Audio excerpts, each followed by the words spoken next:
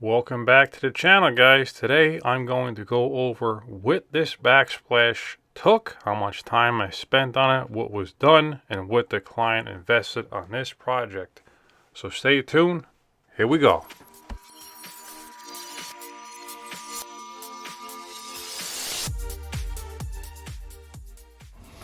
Welcome back again, guys. Donnie back at you. Today I'm going to discuss this project, tell you what it took me, what was done, and what the client invested in their home for this tile backsplash installation. So this is the day one. I got all my drop cloths done, and we're going to be installing tile just on this back wall. They had some old tile here. They're in a community and they're having a new microwave put in, and they came by and ripped off the old tiles there. So I'm there to continue the prep. They have a lot of old glue there that needs to be removed. So the first step is I'm going to prep this backsplash just like with any construction project, or most of them, especially tile.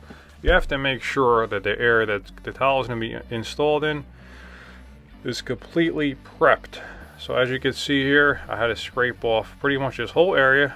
You could either do that or you could rip off the drywall. The drywall is actually in really good condition. So I was able just to scrape off this section here, and then I had to skim it with some mortar and go from there. So I just use a high quality mortar here to fill any imperfections in the drywall here. There wasn't any like completely blown out spots, but there's a little bit of chunks here and there that still were intact. So I was able just to fill them with some mortar. So I pretty much skimmed this whole area to get it nice and flat and smooth for the tile installation. So I came here actually about a week or so before they had the microwave installed. So I skimmed that and I came back to do the next step, which I'm going to show you here. So this is the product I use for this situation. This is Mosiac Eco Prime. You can use this a lot of different substrates. I use it in a lot of projects and it works really well. So what I also did on the sides there where the paint is, I just took a palm sander and roughened it up really well. So that way the primer and everything really bonds well to the surface. And here's me applying the primer to the surface, just one light coat through everything, and that way you really have a great surface to bond the mortar to for the tile install. Then once that was done, I was able to do it actually all the same day. I was able to put a fan in the area to help that primer dry, which dries anywhere from 15 minutes to an hour. Then I was able to start templating the entire backsplash. A lot of times I like to template it, especially with mosaic tiles. Here's me cutting one section of it. Here is the installation process using a high quality mortar that doesn't allow it to sag, and I tamp it in with a grout float.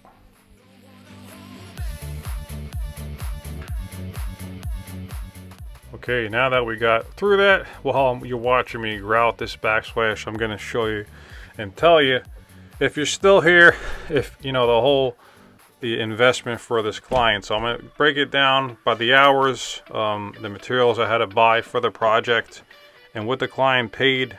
You know, me and my company, the total top line. It's not actually what I make, but it was my company takes in, which is the top line, okay? So I'm going to start off with the total investment for the project. The total investment was $2,073. Once again, $2,073, which I billed to the client for this whole project. They supplied me with the tile, and I supplied everything else.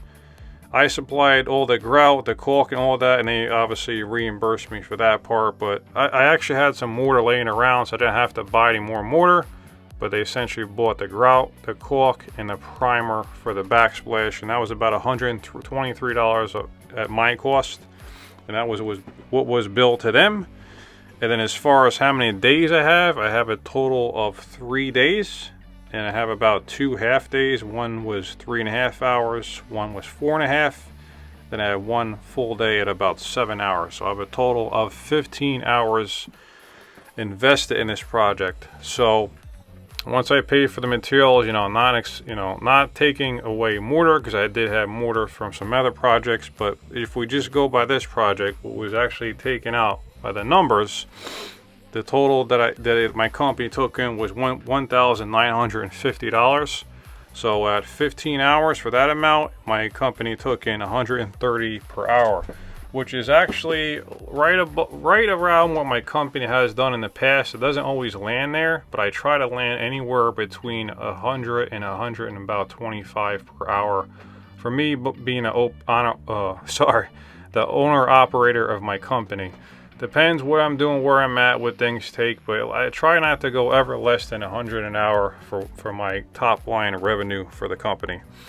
So again, that's what this client invested. Again, it was $2,073 that they paid my company to do this job, and this job was done in the winter of 2024. So I hope that helps you get an idea what this kind of project you can expect to pay, at least for someone like me with my, my certifications, my experience. Someone like me is going to charge in the central New Jersey area.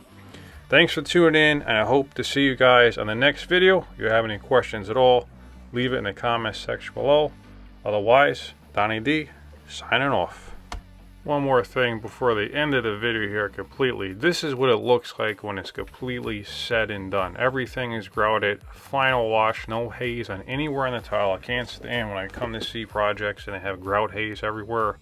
Wait the time or come back the next day to wipe off the grout haze. So I'm just going through everything, checking it out, making sure we're good to go. Everything is caulked on the perimeter where necessary and silicone where necessary. Outlets are back in and outlet covers are back together. Clients are back for being able to use their kitchen now after the few days of me doing the project. Hope this helps. Again, Donnie D signing off.